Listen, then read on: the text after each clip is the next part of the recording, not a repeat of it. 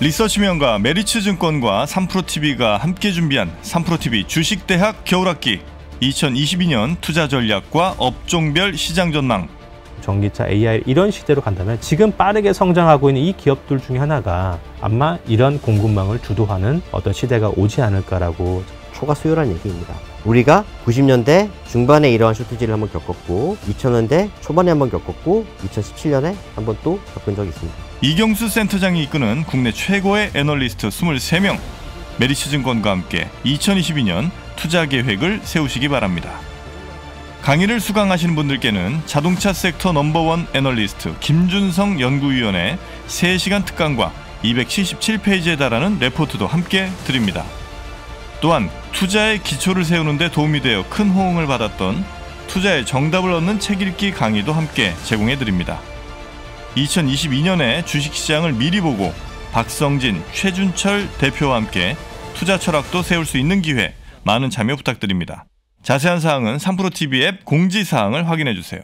늦은 밤 어두운 거리조차 빛나는 건 네가 내게 준 소중한 선물인 듯해. 이대로 멈춰서 바라본 하늘 아래 그대가 보여. 오늘도 잘 자 굿나잇.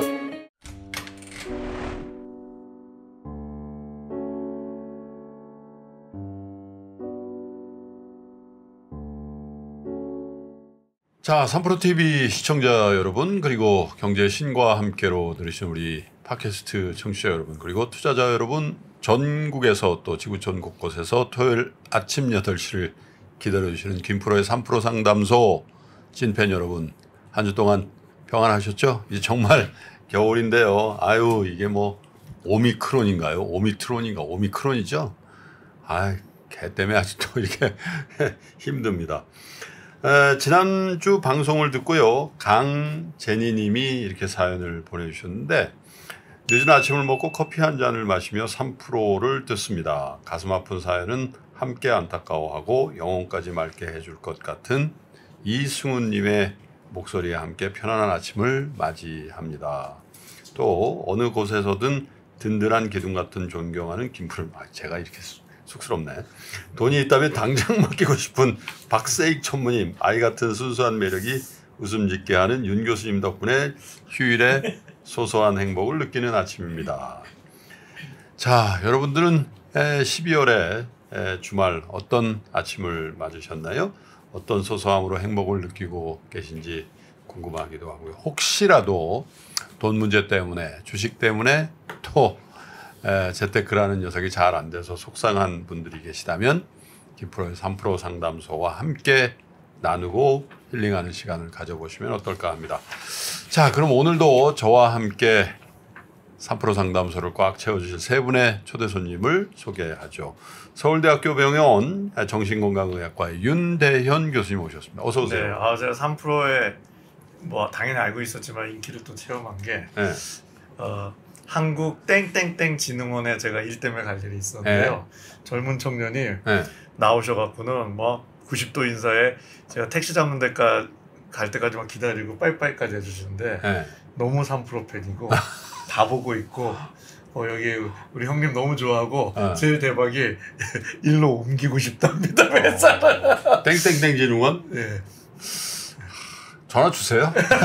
뭐 안 듣게 뭐 있겠어요. 제가 형님한테 말씀드린다. 전화 주세요, 진흥원. 자, 그리고 우리의 경제 투자 멘토죠. 채슬리 주식회사의 박세익 전무도 오셨습니다. 어서 오세요. 안녕하세요. 반갑습니다. 아니, 또 우리 채슬리 그만두시고 3프로 오신 것 같아요? 네. 3프로 TV. 3프로 TV. 보기 좋습니다. 오늘 사실 아침에 또 축구 3시간 하고요. 네. 그리고 이제 여의도 와서 사우나 하고 회사에서 일하다가 가만 보니까 옷을 제대로 복장을 안 입고 온 거예요. 지난주에는 하나 사 입었잖아. 네, 그래서 지난주에도 또 사 입었었는데 오늘 또 살 수는 없고. 잘하셨어요. 네, 그러고 보니까 우리 3프로 TV 티가 있더라고요. 오케이. 그래서 오늘 티 입고 왔습니다. 저는 오늘 우리 송기령 부사장의 강의가 마지막 날이었거든요. 그래서 저기 마곡에서 오늘 1시부터 4시간 동안 토크 콘서트가 있었어요. 송일영 부단장하고 또 이제 교수님을 한분 모시고 이렇게 해서 마무리하는 토크쇼를 했는데 너무너무 좋았어요. 온라인으로 1200분 정도 들어오셨어요. 예, 그래서 정말 뜻깊은 시간을 가졌는데 그걸 하고 이렇게 여의도로 오는데 겨울에 이제 해가 빨리 지더라고. 거의 5시에 출발했는데 거의 깜깜하더라고요. 그래서 지금 시간이 7시 14분 이제 지나고 있는데 아마 더 현대에서 쇼핑을 마치고 집으로 가시는 많은 분들이 손을 흔들어서 인사를 하고 계십니다. 오늘의 힐링 가수 소개해 드릴 텐데요. 얼마 전에 보이스킹이라는 경연 프로그램에서 최종 탑 10까지 올라왔던 실력파 가수죠. 저는 이분의 음색을 참 좋아하고요. 사실은 이분을 제가 우리 작가님께 특별히 좀 섭외 좀 해달라고 부탁을 드렸었습니다. 언젠가 그게 너의 목소리가 들려? 그 프로에서 비 씨하고 아주 굉장한 화제를 모았던 해우를 했던 가수입니다. 최정철 님이 오셨습니다. 어서 오세요. 감사합니다. 안녕하세요. 감사합니다.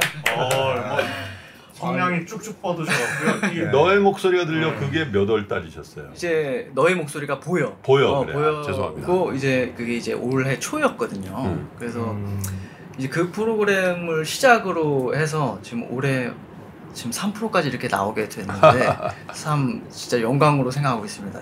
굉장히 큰 프로그램이라고 들었어요. 아니 왜 그러냐면 제가 이제 우연히 TV를 보는데 너의 목소리가 보여라는 프로그램 보신 적 있나요? 네네네. 거기 이제 그 상도의 학교 가잖아요.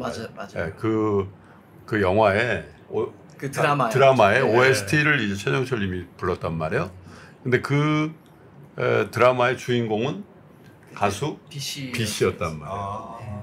근데 이제 그 노래를 그래서 우리가 저도 B 씨가 부른 줄 알았어요. 네. 근데 이제 그 OST의 주인공이 최정철님인데 그 이후에 가수 B 씨하고는 이렇게 인연이 없으셨다는. 그렇죠. 봤던 기억이 나요. 네, 그래서 이제 거기서 못 만나고 있다가 올해 초에 이제 그 프로그램에서 B 씨 앞에서 노래를 부르면서 이제 오랜만에 만나게 됐거든요. 굉장히 감동적이었어요. 네, 맞습니다. 그래서 제가 그 프로가 기억이 나서 우리 작가님께 꼭 한번 모셔달라고. 영광입니다. 네. 감사합니다. 그리고 정말 우리가 좋아했던 가수분 중에 빙글빙글 그리고 슬픈 인연 이 노래의 주인공인 남희 씨가 이 최정철 님의 어머니시죠. 잘 지내시죠? 그럼요. 아주 잘 계십니다. 집에서 잘 계십니다. 네. 안부 좀 전해주세요. 저희 3명이 안부. 네, 알겠습니다. 저희 안부. 저희 안부라고. 3% 꼭. 진짜 우리 정말 좋아했잖아요. 슬픈 인연 그 노래는 노래방에서 제가 한 100번 이상 불렀어요. 진짜. 진짜. 지금 들어도 저는 그 노래 부르려고 일부러 술 먹고 그랬어요. 진짜 너무 좋아했죠. 원래 어머니가 가수셨으니까 어려서부터 가수를 하시려고 그랬어요? 저죠? 저요? 아니요. 저는 그런 생각을 전혀 못 하고 있었는데 어느 순간 제가 항상 자주 하고 있는 행동이 노래를 부르는 행동이고 듣는 행동이 되더라고요. 그냥 자연스럽게. 그래서 한 중학교, 고등학교 때 이제 가수라는 꿈을 가져보고 싶다는 생각을 막연하게 했었는데 그때 사실 어머니가 반대를 좀 많이 좀 가수 너무 처음에는 힘드니까. 좀 힘드니까 그리고 그냥 쉽지 않다 이렇게 해서 좀 그렇지만 어떻게 하게 됐어요. 이렇게 끝까지. 얼굴에 어머니 얼굴이 딱 있네요. 닮았나요? 너무 많이 닮았어요. 눈가? 네. 눈가도 그렇고 눈치가도 그렇고. 저는 목소리가 너무 부러워요. 우리 최정철 씨 목소리가. 야, 신이 내린 목소리 같아요. 네. 11월 말에 그래도 공연을 하셨대요. 어려운 건데 사실 요즘에.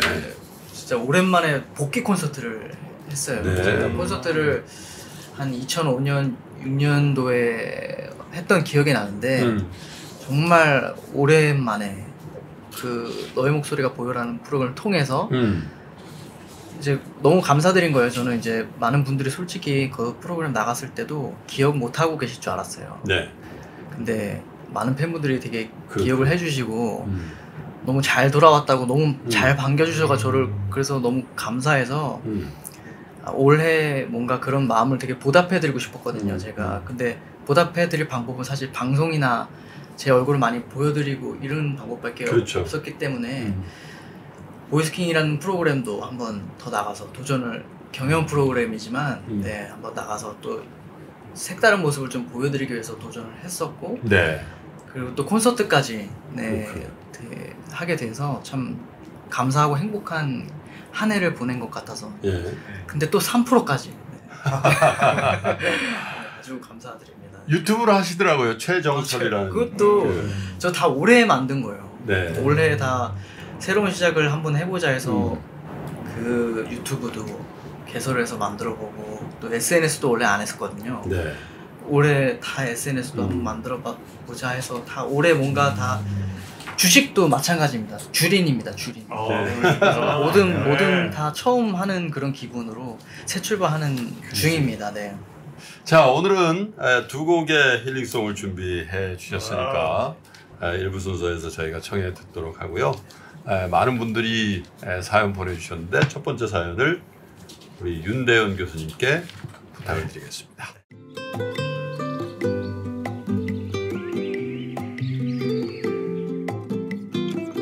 안녕하세요, 김프로님. 작년 가을부터 거의 하루도 빠지지 않고 3%로 주식 공부를 하고 있는 새로운 용어네. 할미 주린이입니다. 네, 연세가 많으신 여성분이세요. 네, 많지 않아요. 네, 저희 주식 경력은 예전 IMF 때 객장에 나가서 한 1년을 하다가 그 당시 돈으로 1억 8천. 와. 1억 8천 엄청난 돈. 그러니까요. 네. 날려버린 경험이 있어서 그 이후로는 펀드 가입도 하지 않은 주린이입니다. 그런데 작년 9월부터 며느리가 여윳돈으로 주식을 한다기에 너무 걱정이 되어서 하지 말라고 말리다가 요즘은 은행 이자가 너무 적어서 재테크를 하려면 주식을 알아야 한다고 염승환 이사님의 책을 사서 보더라고요. 그래서 며느리 출근 후에 그 책을 보니 조금씩 욕심이 생겼어요. 그때부터 조금씩 투자를 하고 있어요. 이제는 나이가 있어서인지 예전 경험이 있어서인지 조심도 많이 하고 아예 위험한 투자는 하지 않고 우량주 위주로만 하고 있는데 나름 포트폴리오를 짜서 삼전 우선주, 기아, 셀트리온, 글로비스, 호텔신라, KTNG, 기업은행하고 2차전지 소재 부품주 하고 ETF로 KB스타랑 S&P 500하고 KB스타 게임 테마주를 담고 있습니다. 투자금은 9천만 원이고요. 주식 비중 60%, 현금 40%로 유지하다가 요즘 너무 많이 빠진 것 같아서 10% 정도 주식을 좀 더 사서 7대3으로 유지하고 있습니다. 수익은 CJ제일재단과 두산중공업, 신한지주 그리고 호텔신라에서 투자 대비 20% 정도에서 익절했고요.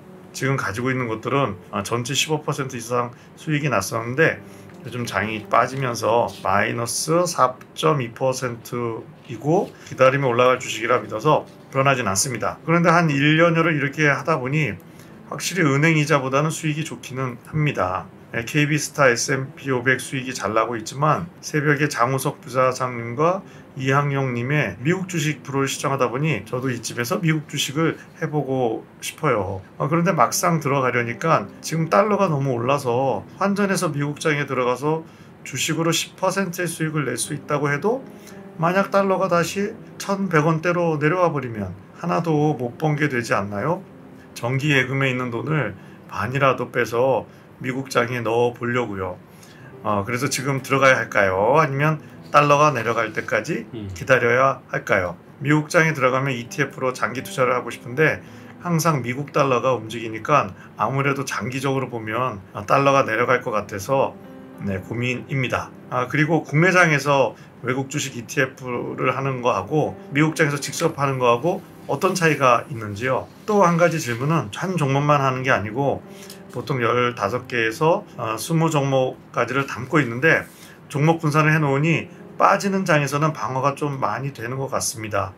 그런데 이익 실현하기는 참 난감하네요 하시는데 이게 뭐 진짜 나이가 의미가 없는 것 같습니다. 그러니까요. 이게 뭐 그리고 사실 더 길게 쓰셨는데 저희가 이제 시간 관계상 지금은 따님이 공부하고 있는 비엔나에 체류 중인데 이거 오스트리아 비엔나잖아요 지금. 네. 오스트리아가 지금 굉장히 위험한다고 지금 확진자가 굉장히 많은 나라 중에 하나인데 코로나 시국이라서 걱정이 되어서 같이 와 있다고. 여기서는 달리 할 일이 없어서 하루에 거의 모든 시간을 3프로 TV를 시청하고 해외에 계시는구나. 계신다고 네. 해요.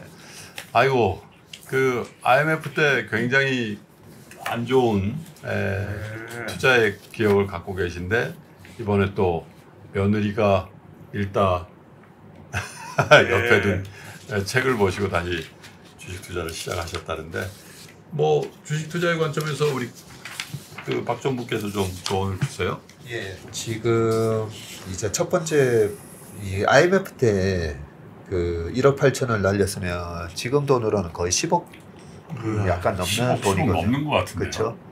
그때 당시에 아파트 가격하고 지금 생각해 보면요, 한 8배에서 10배 정도 된다고 보면 되니까.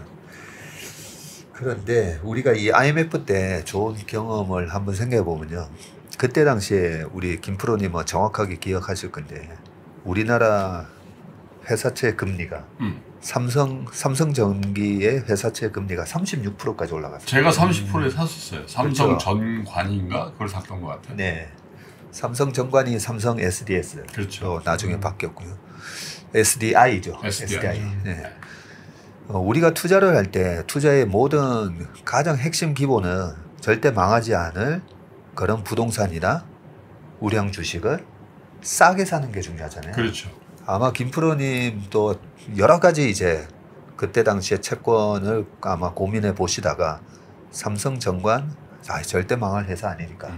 그런데 이자가 30%라는 1년에 30%입니다. 그렇죠. 그것도 연 30%였기 때문에 채권 가격이 폭락했다고 보시면 돼요. 그렇죠. 그렇죠. 그 폭락했을 때 저도 이제 저희 아버지랑 저희 형님하고 이 국가가 부도가 났는 상황에서 뭐 어떻게 해야 되느냐 그런 이제 토론을 했었거든요.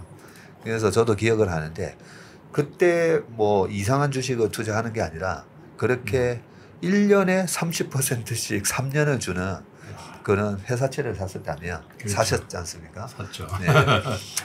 그게 이제 바람직한 투자였듯이 우리가 항상 투자를 할 때 무조건 싸게 사는 게 중요한 건데 이 주식 바닥에는요, 부동산은 거의 같이 움직이다 보니까 부동산이 핫할 때 아주 저렴하게 거래가 되고 있는 부동산을 찾기는 힘들지 않습니까? 그죠?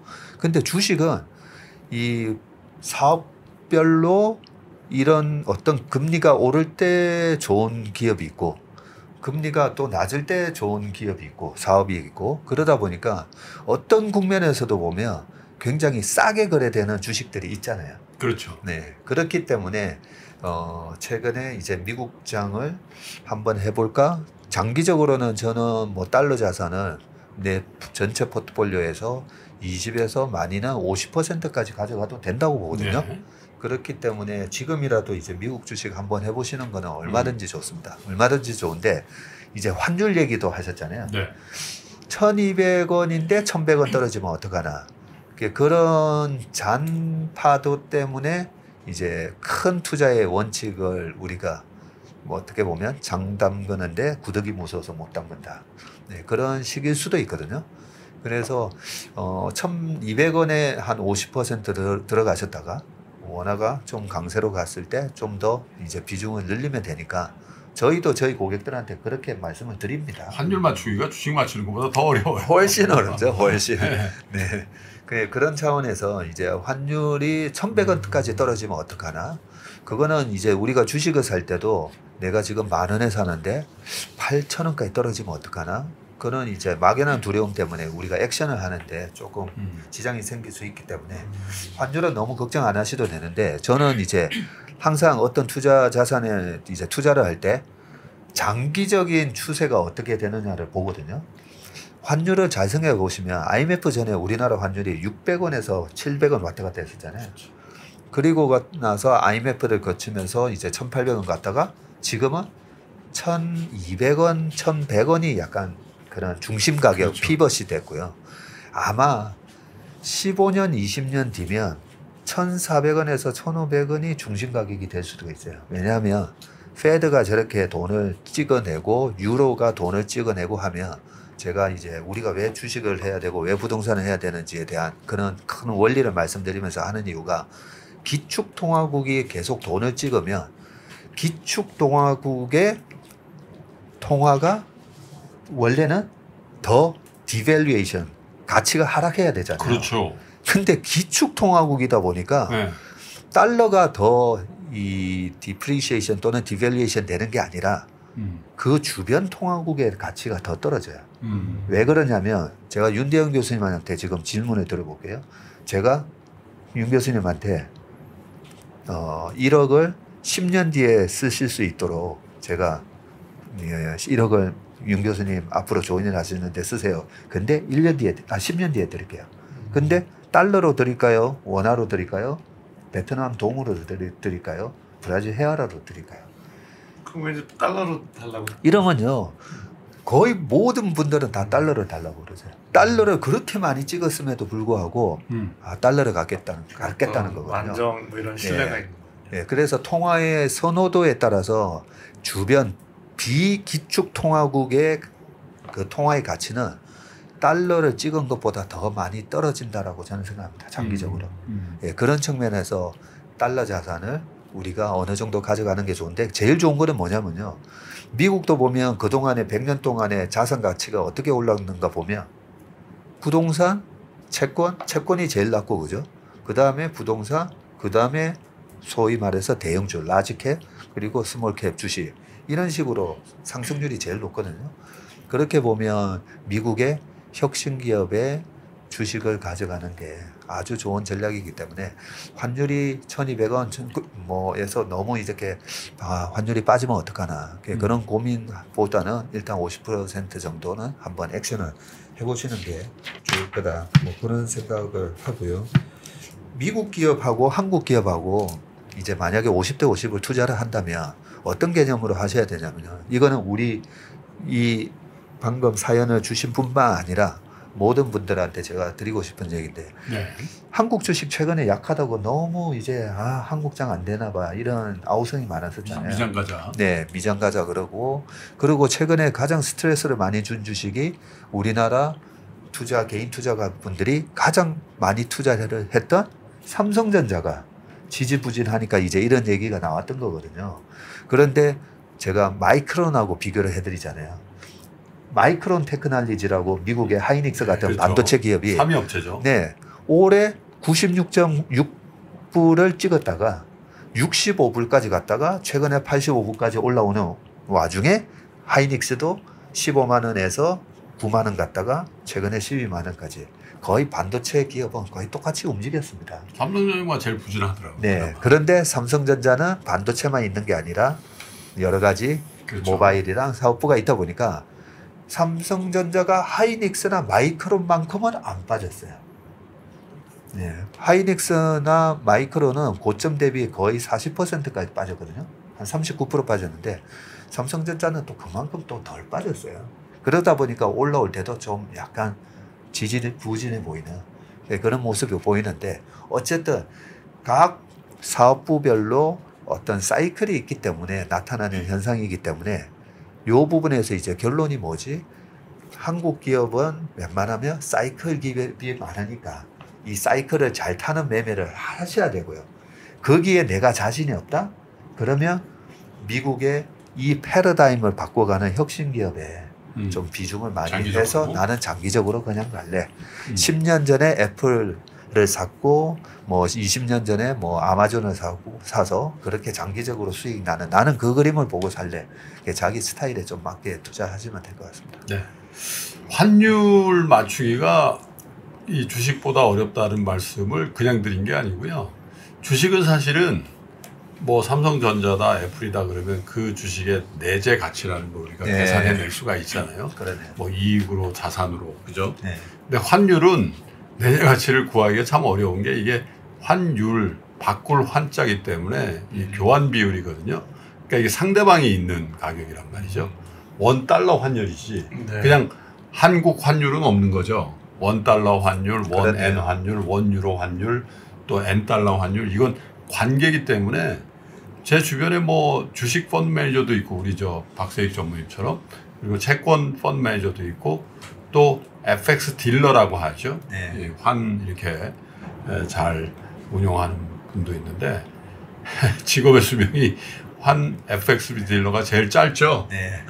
그죠? 네. 그리고 제일 스트레스 받는다고 하죠. 하고 실제로 라이프타임 수명도 굉장히 짧은 걸로 알고 있습니다. 아이고요. 네, 실제로 그렇습니다. 어쨌든 뭐 일반화하기는 어렵습니다만 그런 정도로 참 맞추기 어려워서 제가 그래서 저한테 이제 그 환율을 어떻게 그 환을 어떻게 바꿔야 되냐고 물어보시면 모른다고 하긴 좀 미안해서 그냥 한 달에 정해놓고 12번 바꾸십시오 이렇게 얘기를 하거든요.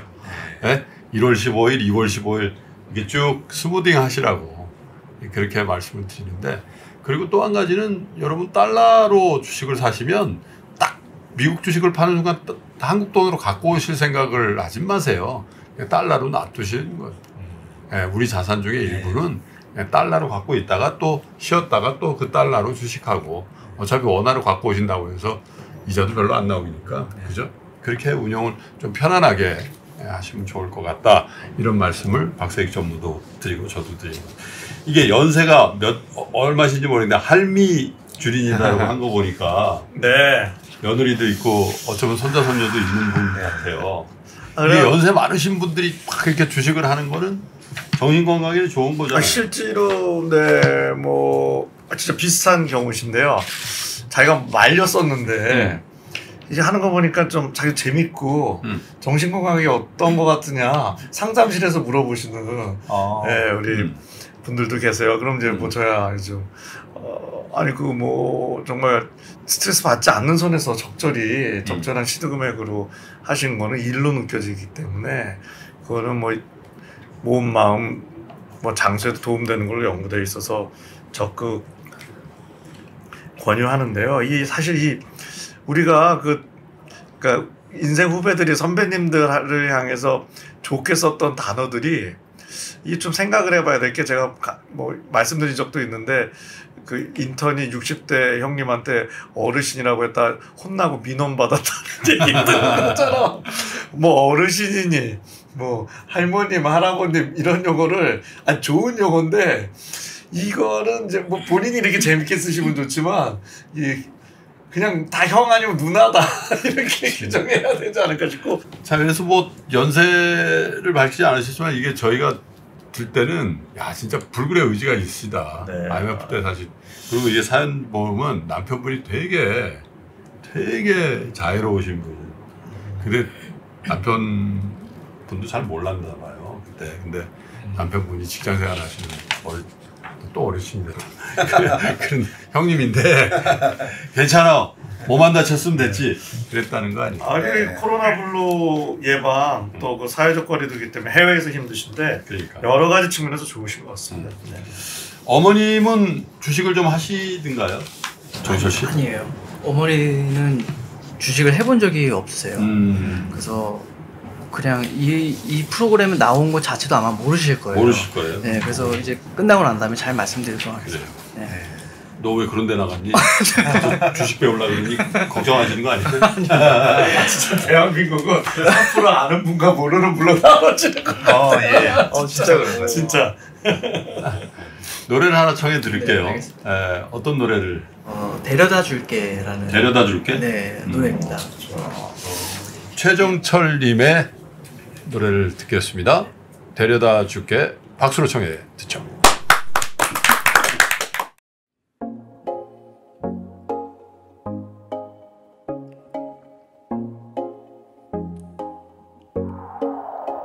늦은 밤 어두운 거리조차 빛나는 건 네가 내게 준 소중한 선물인 듯해 이대로 멈춰서 바라본 하늘 안에 그대가 보여 오늘도 잘 자 굿나잇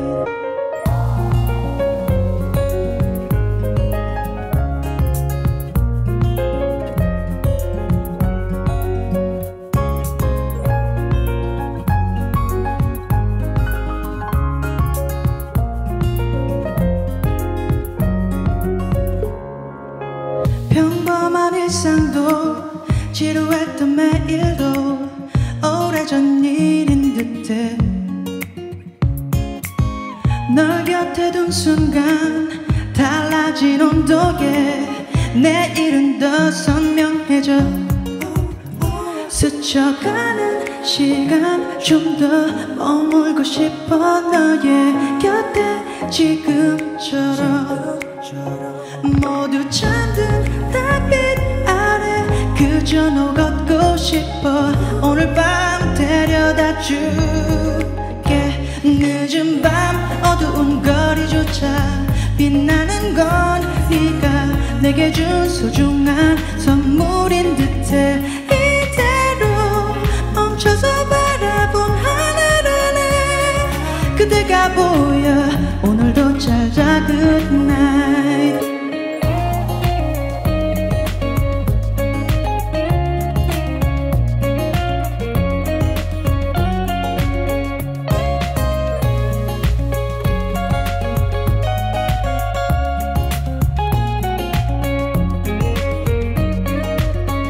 스쳐가는 시간 좀 더 머물고 싶어 너의 곁에 지금처럼 모두 잠든 달빛 아래 그저 너 걷고 싶어 오늘 밤 데려다 줄게 늦은 밤 어두운 거리조차 빛나는 건 네가 내게 준 소중한 선물인 듯해 멈춰서 바라본 하늘 안에 그대가 보여 오늘도 잘 자 good night 너란 세상을 볼 때 적막함 속에 빛이 보여 시간이 느리게 흘렀으면 내 잠들지 않을 만큼만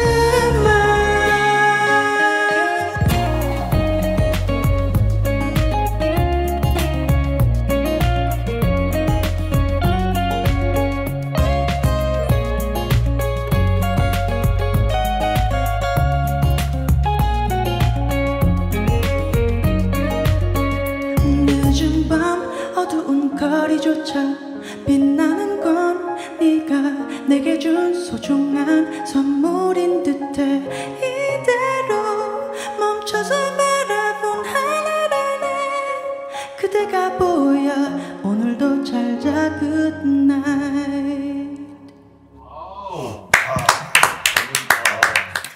아 근데 최정철 씨 노래를 이렇게 듣다 보니까 대박 노래 잘하시네요. 얼굴도 사실 솔직히 말씀드리면 어머니 나미님 그 얼굴이 있는 데다가 목소리도 그렇고 저는 그렇게 느껴요. 약간 노래할 때 그 창법이랄까 그런 것들도 좀 있는 것 같아요. 있죠.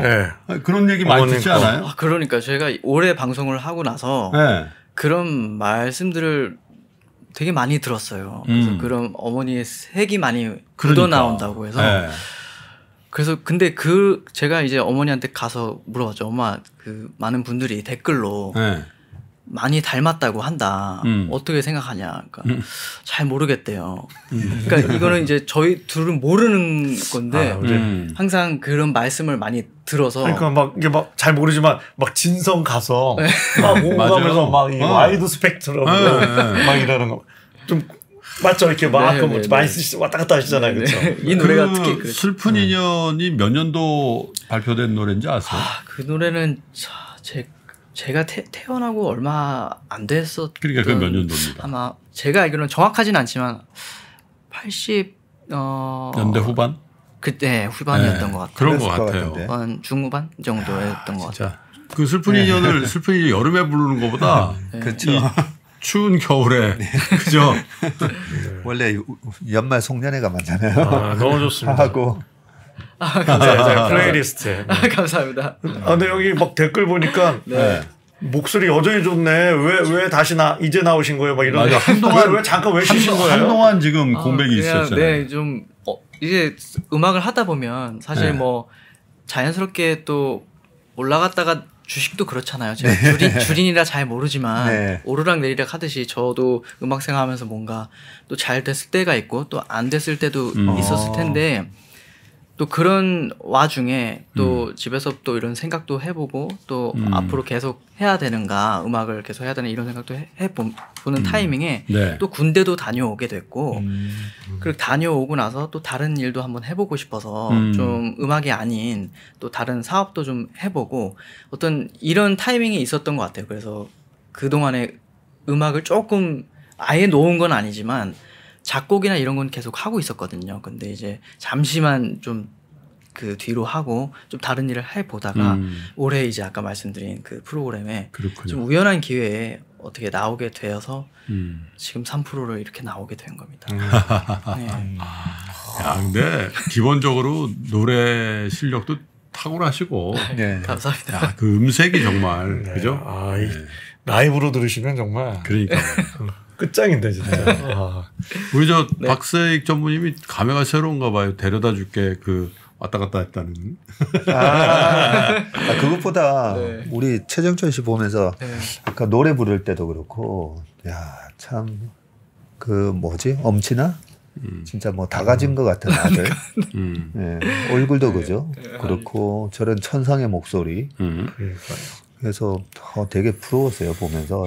네. 네, 그리고 아까 뭐 방송 시작하기 전에 뭐 참 감사하고 행복하다 이런 얘기를 뭐 여러 번 하시더라고요. 행복한 네, 게 맞아요. 원래 요즘에. 감사의 크기만큼 행복의 그러니까요. 크기가 정해진다고. 네. 자, 그래서 제가 네. 한 가지 더 부탁을 드리려고요. 네네. 그 8페이지에 있는 두 번째 사연을 네네. 길지 않으니까 최전철 님이 좀 소개해 주시면. 안녕하세요. 거기서부터 읽으시면 여기서부터 되겠습니다. 읽으면 될까요? 네.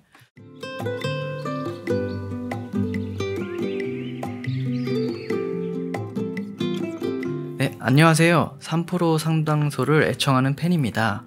오픈 스튜디오에 2번이나 들렀었는데 김프로님, 이프로님 녹화 중이셔서 너무 깜짝 놀라서 눈도 못 마주치고 간신만 몇 번 놓고 얼른 왔어요. 히히. 아유, 감사합니다.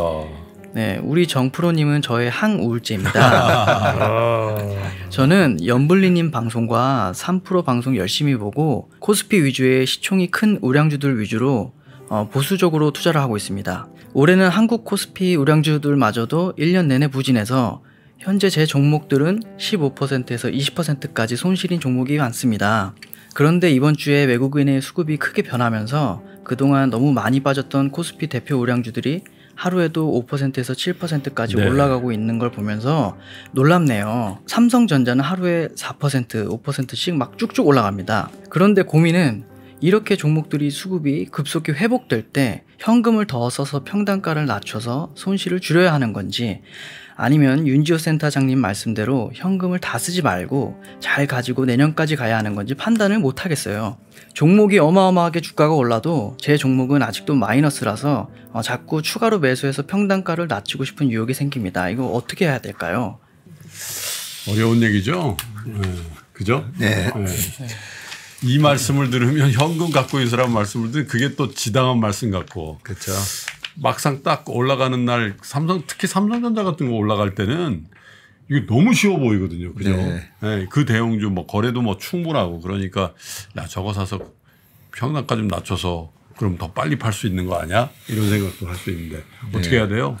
그 뭐 미국장, 한국장 뭐 이런 얘기로 엄청난 스트레스 받으시는 얘기들을 제가 그동안에 진행을 하면서 저녁길 퇴근길 라이브를 진행하면서 그 짜증이 극에 달했다는 그 느낌을 저는 받았었거든요. 그래서 약간 시장을 좀 비관적으로 얘기하시는 분들이나 또는 우리 시장을 좀 비관적으로 얘기하시는 분들한테 제가 늘 드리는 말씀이 그 존 템플턴이 얘기했던 것처럼 항상 존 템플턴은 전 세계에서 가장 비관적인 시장을 찾아다닌다.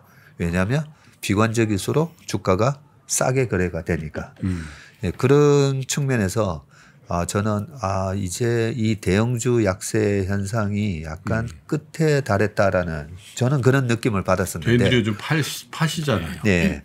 근데 이제 두 가지 질문을 가장 많이 하셨죠. 안 되겠다. 한국장 도저히 안 되겠다. 나 여기서 손절하고 그냥 미국장 가야 되겠다. 또는 안 되겠다. 지금 반짝반짝거리는 메타버스 관련주 그런 걸로 옮겨 타야 되겠다. 그런 거에 대한 이제 질문들을 많이 하셨거든요. 그런데 우리가 왜 지금 대형주를 그렇게 물려서 근데 대형주 너무 여기 15%에서 20%까지 손실 났다고 하시는데 거의 다 대형주들이 다 이런 식으로 손실이 많이 나 있다 보니까 최근에 코스피 지수 대비해서 대형주가 훨씬 더 빠졌어요.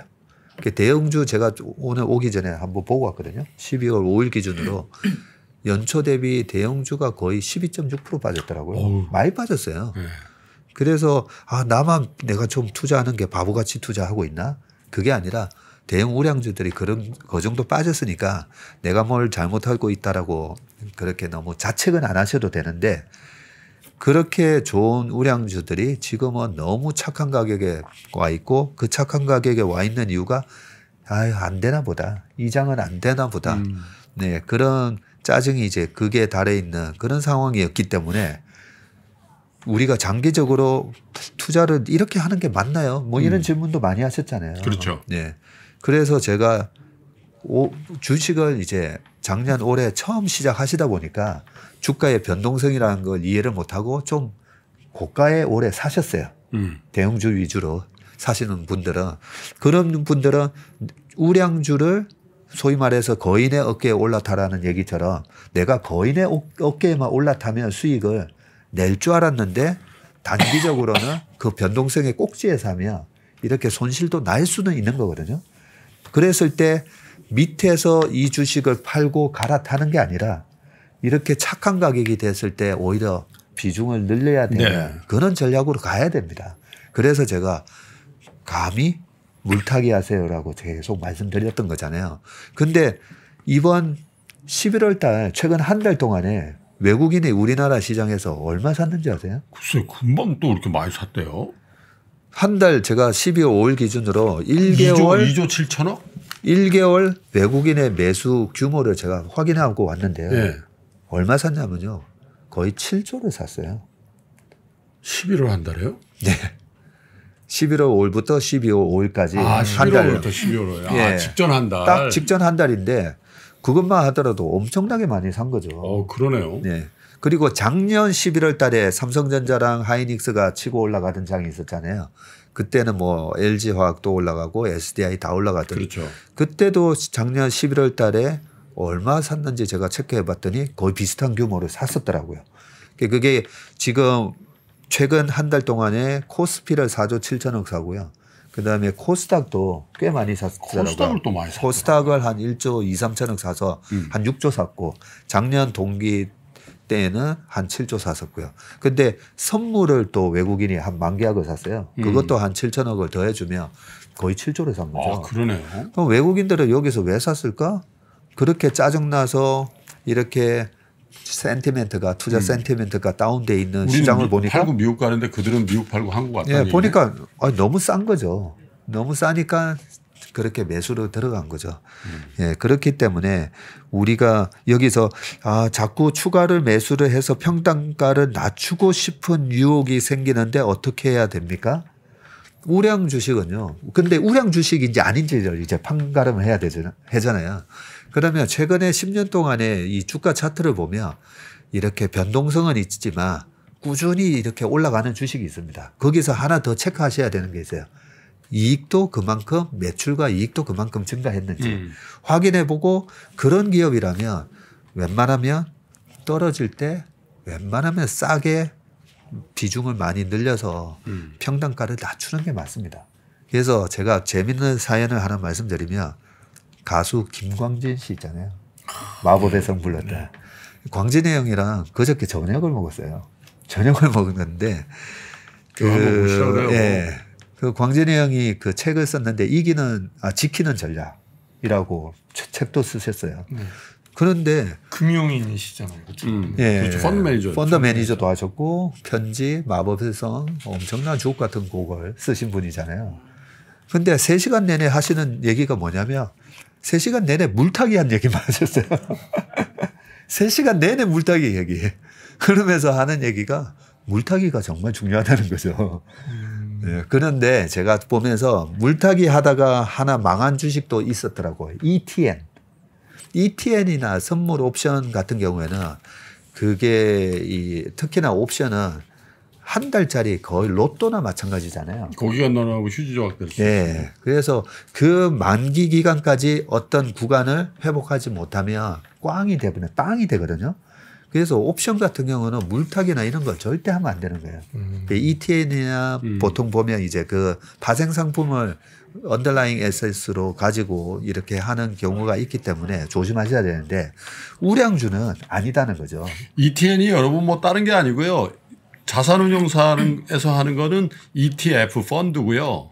그걸 증권회사에서 하는 건 ETN 노트로 이렇게 똑같은 겁니다. 예. 그게 작년에도 이제 ETN 중에 그 원유 선물 관련돼서 ETN이 또 굉장히 좀 문제가 됐었던 적도 있잖아요.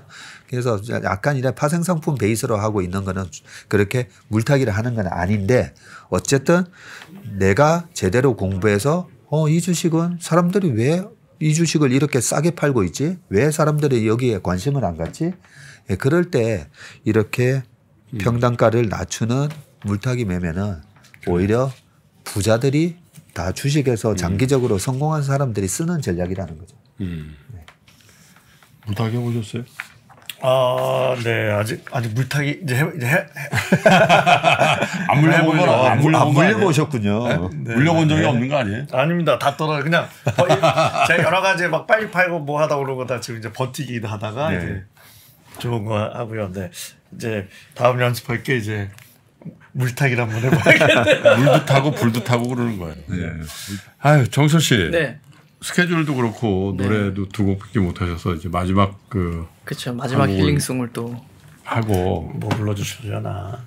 두 번째 힐링송은 어떤 건데? 아무래도 좀 힐링송이다 보니까 제가 예전에 했던 노래들은 조금 그 가사들이 좀 슬픈 가사가 좀 많이 있었어요. 네. 그 예전에 활동했었을 때는. 근데 이제 올해는 마침 좀 밝은 가사를 주로 부르고 복귀하고. 있는데 네, 다행히 또 힐링송이랑 가사도 좀 잘 맞을 것 같아서 좀 다행이라는 생각이 들어요. 네. 이번엔 너만 보이는 시간이라는 너만 보이는 시간. 네. 올해 3월 내신 싱글이네요. 맞아요. 주식 그 종목이 잘 보이시기 바라는 마음으로 이 너만 보이는 시간 한번 들려드릴게요. 네. 요전에 들으시고 여러분 자 그럼 가수 최정철님이 저희 투자자들의 아픈 마음을 이렇게 어루만져 주는 의미에서 불러드리는 두 번째 힐링송입니다. 너만 보이는 시간. 감사합니다.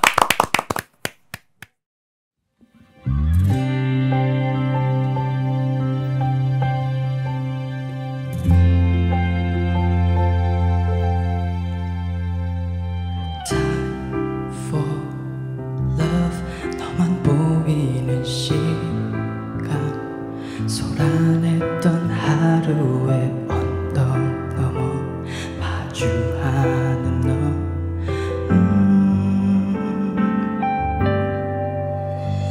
일렁이는 저 하늘에 물든 우리가 한없이 소중했던 많은 나를 단둘이 함께 할래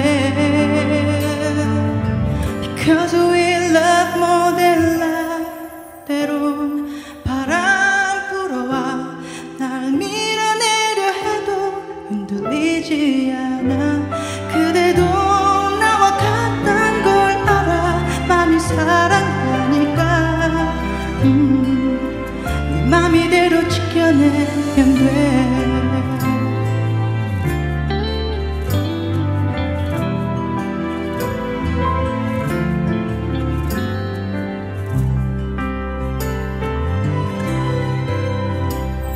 속삭이는 저 달빛에 비친 우리가 한없이 소중했던 많은 나를 단둘이 함께 할래 Because we love more than life 때론 바람 불어와 날 밀어내려 해도 흔들리지 않아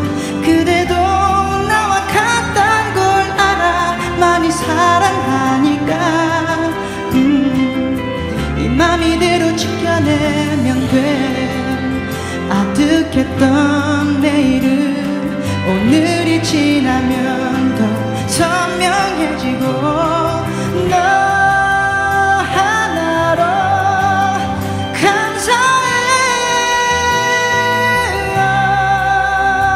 하루 끝에 널 바라봐 늘 웃게 해준다던 말 지켜내려 해.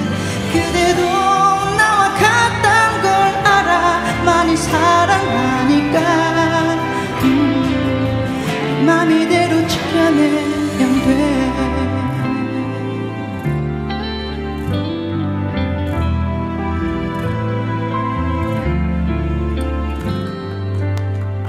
감사합니다.